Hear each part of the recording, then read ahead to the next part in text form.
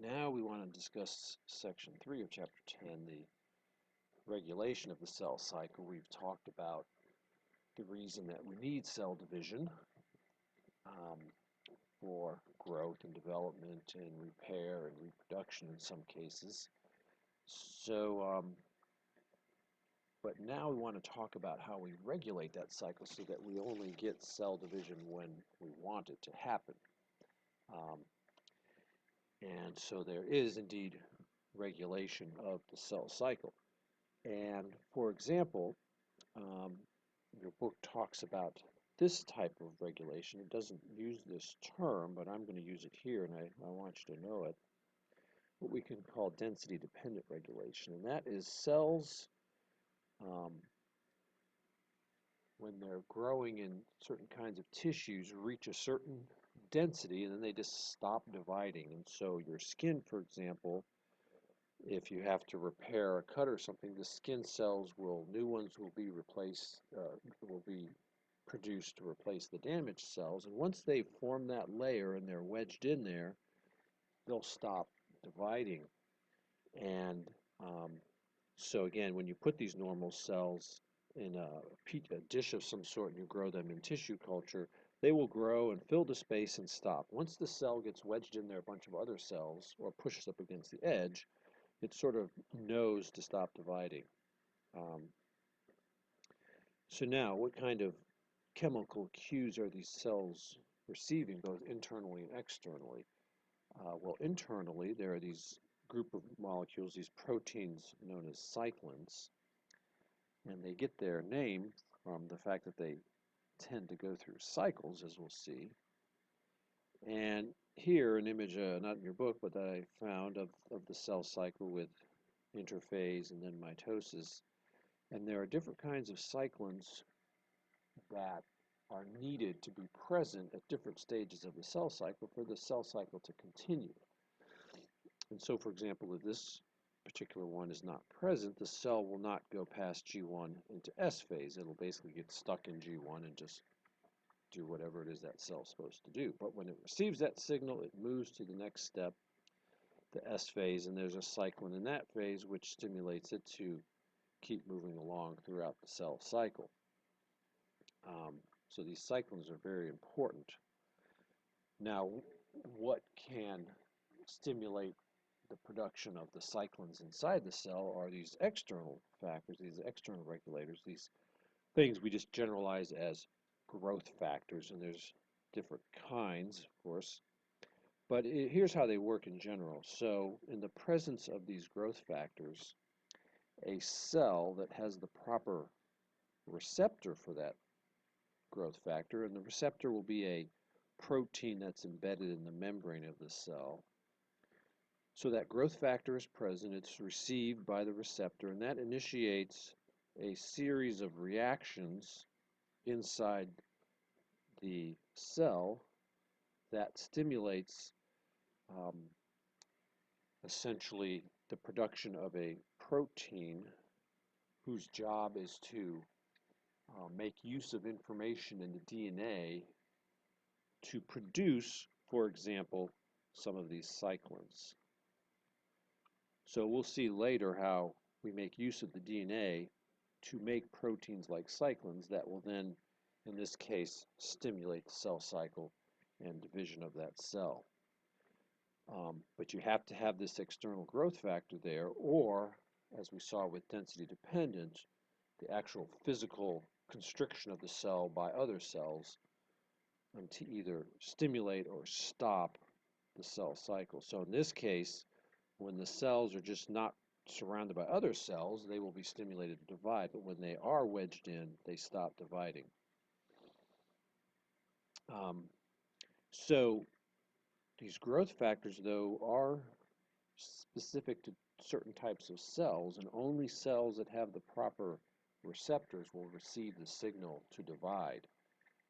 Skin cells, for example, might be receiving the signal, but they're the ones that have the proper receptor. Other cells ignore the signal.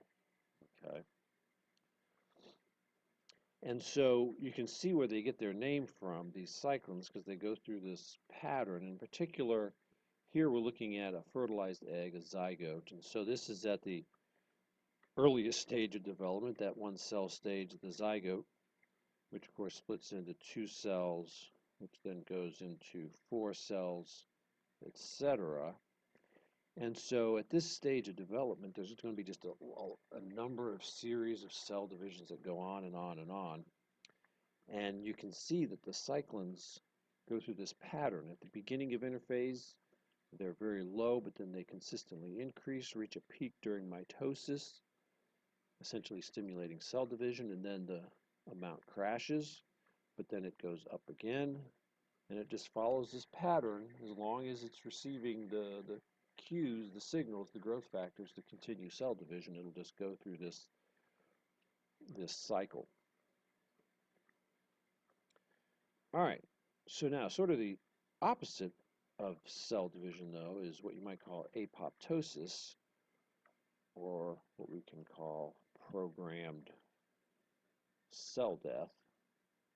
So, of course, you think of cell death as a bad thing, and it obviously can be and often is, but there are certain situations where an individual, particularly in earlier stages of development, will have certain cells die upon command as part of the development process. So the development of limbs, in particular the hand, if you will, of certain types of animals, it starts out as this just paddle, and differentiated paddle, but then certain parts of it, the cells begin to die, which allows for the development of the digits.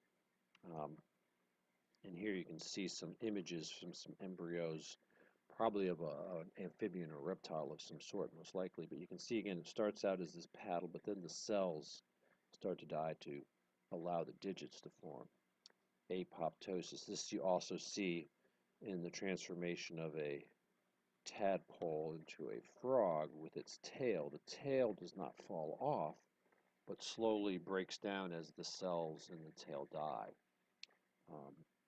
Now, when those cells die, the materials, the compounds, molecules in those cells will basically be reused and recycled by the organism elsewhere for growth and development.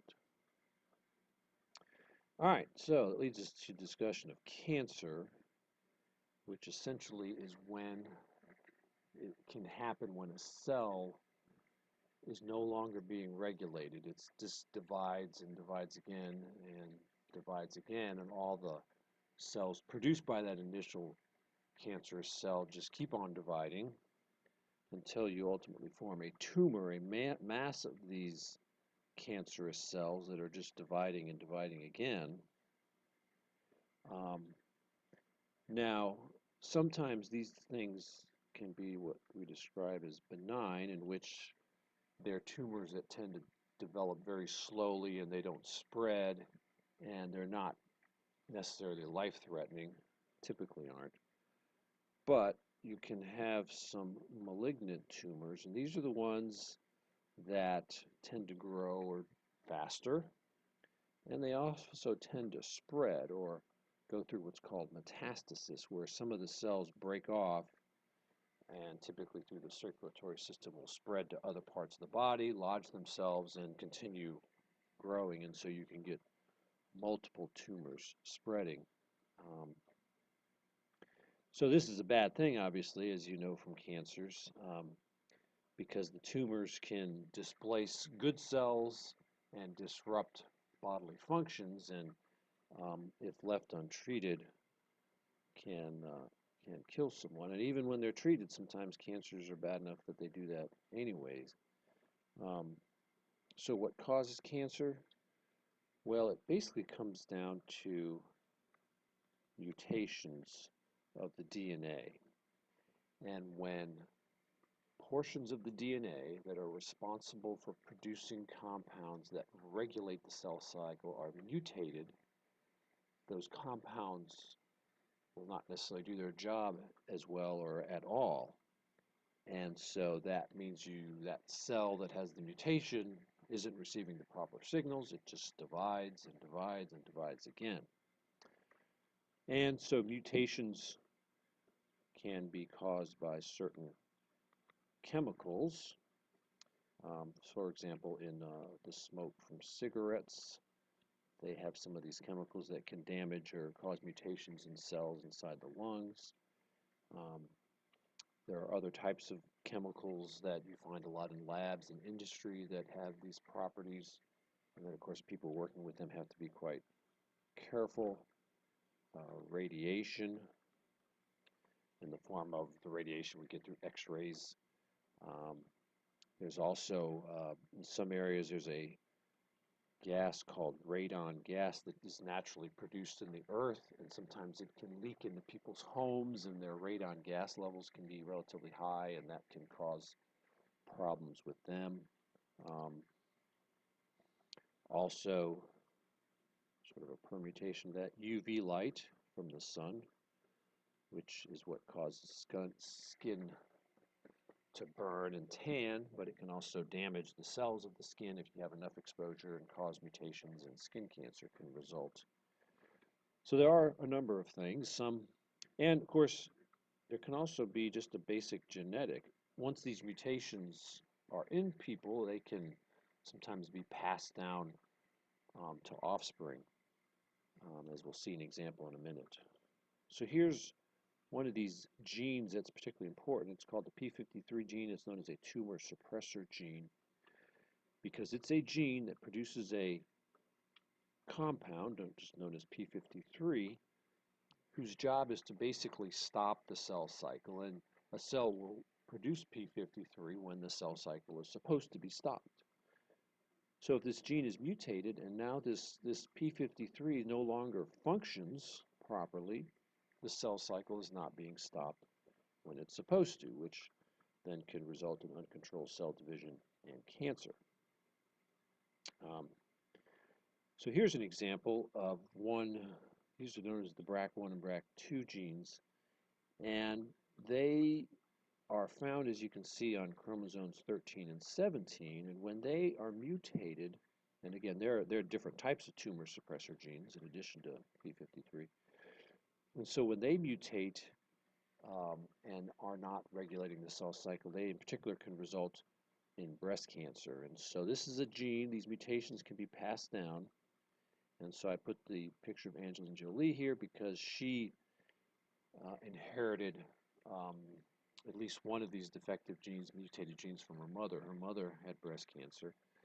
She did not have breast cancer, but she apparently had a very high, greater than 80% chance of developing breast cancer, so she decided to just have the breast tissue removed. She had a mastectomy to maybe not completely eliminate, but lower the chances of her developing that kind of cancer a great deal. So, of course, there are various types of cancers, and just about any body tissue can become cancerous. How do we treat cancers? Of course, you can just have surgery to remove the tumor.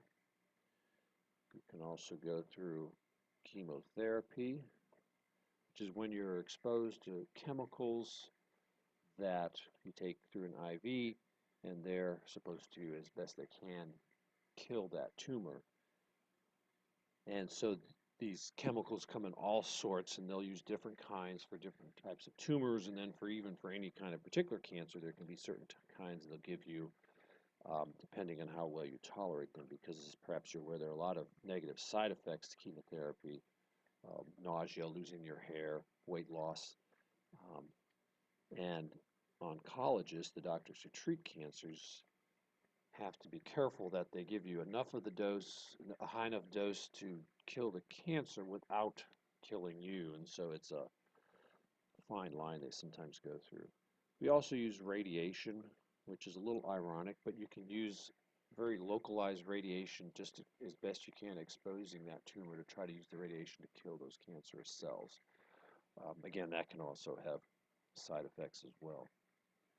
All right, so there we are about regulation of the cell cycle. Okay,